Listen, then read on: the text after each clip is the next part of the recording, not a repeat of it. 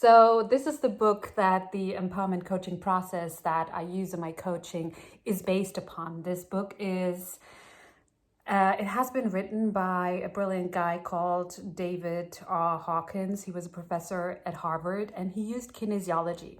And with kinesiology, he tested different emotions and their frequency, their vibratory level. So we all know that when we feel depressed, when we feel heavy, when we feel down, we say we have a bad vibe, a low vibe, or a lower vibe. And whenever we're in love or we're super happy, and then suddenly we have a high vibe. So what Dr. David Hawkins did is he studied using kinesiology, this muscle testing that is a valid method by now and very established.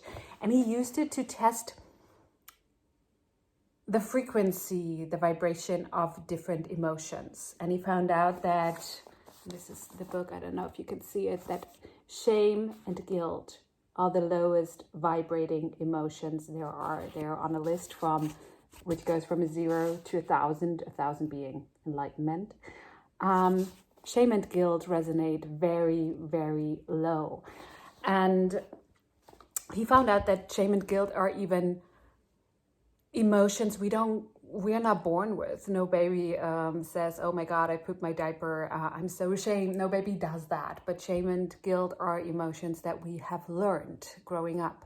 So when we come into this world, for the first 7 years, our brain is not fully formed, and we basically are still like sponges. We absorb everything from our surroundings, from our parents, from our peers, from the people we are surrounded by, and of course from their values. We take it all on. This is good, this is bad. If you're too loud, this is bad. So suddenly you're shamed for it, and you're ashamed for your loud nature, for instance, or you're ashamed for, when you're a kid, maybe you're ashamed for exploring your sexuality, because kids already do that.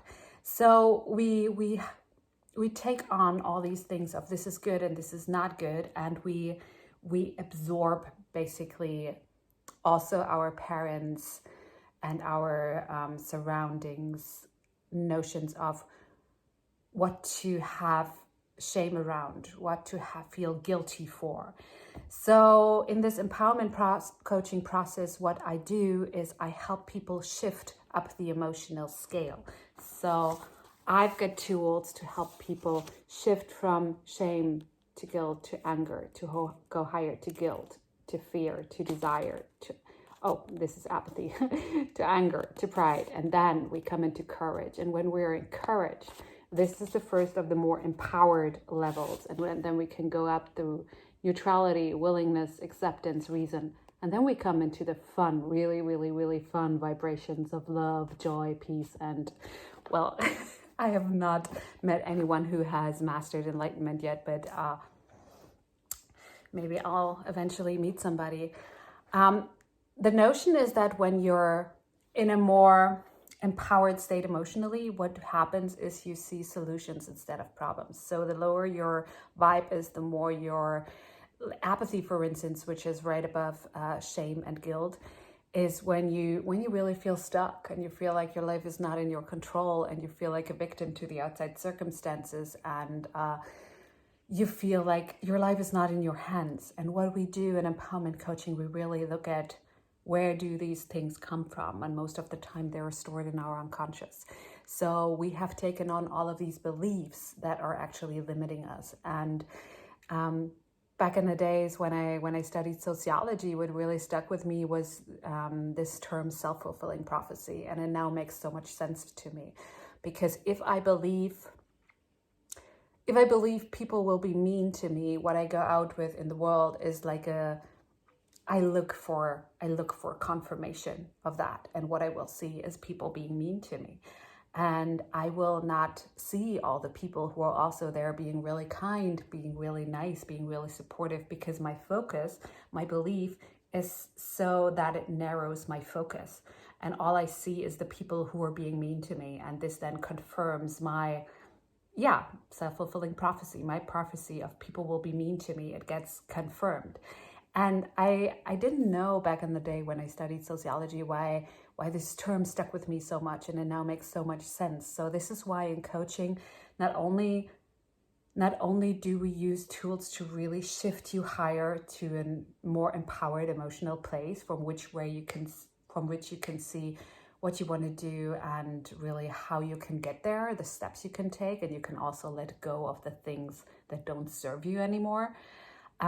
We do this, or I do this mostly by, first of all, examining your mindset and helping you shift your mindset, but also it's not just mindset. Mindset is a really big term nowadays, and it's important because I like this example of, if I go out and expect mean things and mean people, I will see them, I will encounter them. So this is mindset, and our thoughts, our beliefs really shape our experience when we go out into this world.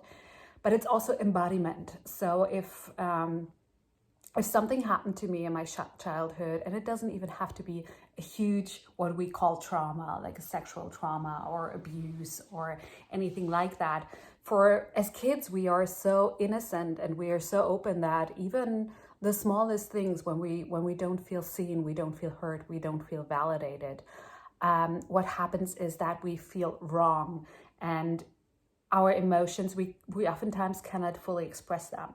Because when you see kids, what they do is, like my nephew, he's angry, he throws a tantrum, and it's all going, this energy and motion, this emotion is running through his body, and the next moment he's smiling again and everything is gone. But what happens growing up, we learn to control and to suppress our emotions. And what happens is that they then get stuck in our body, in our, quite literally, in our physical body. So this then becomes the knot in our stomach whenever we are angry, or even an ulcer, anything that might come out later.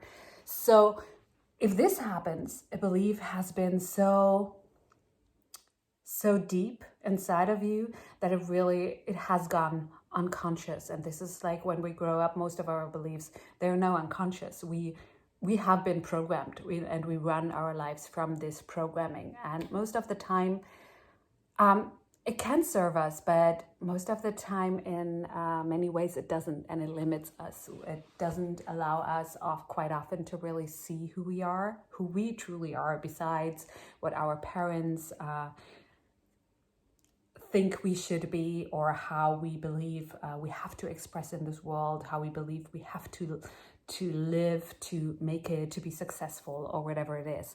So quite often people come to me with just a feeling that something isn't right, something's missing. I'm yearning for something, and sometimes they don't even know what they're yearning for. Sometimes clients come with a precise problem, but if not, and it's just a feeling, we go on this kind of scavenger hunt, and I'm trained to really see what's truly going on. And quite often the client doesn't even really see it, or isn't even fully aware of it, because it's in the subconscious, so they can't be fully aware of it. And what we then do is really dissect your beliefs. We see what wants to come up in your body, what wants to be released on a cellular level, and how you can get enough drive, energy, clarity, focus to move forward and to actually know exactly what you want and know exactly how to get it. And all of that is based on this guy's book. So if you want to check it out, it's called Power versus Force. And it's not that if you read it, you can do all the coaching practices that I do and all the modalities, because they are not in that book. But the basis and the understanding of why it is so important to first shift into a more emotionally empowered state in your life before making a decision, or before you can even see what you want. And quite often women come to me, or men come to me, who are really empowered. They're really real powerhouses, but in one area of their lives, it's not working. In one area of their lives, they always hit the same wall, or they just can't seem to move forward. even though the rest of their life is going perfectly.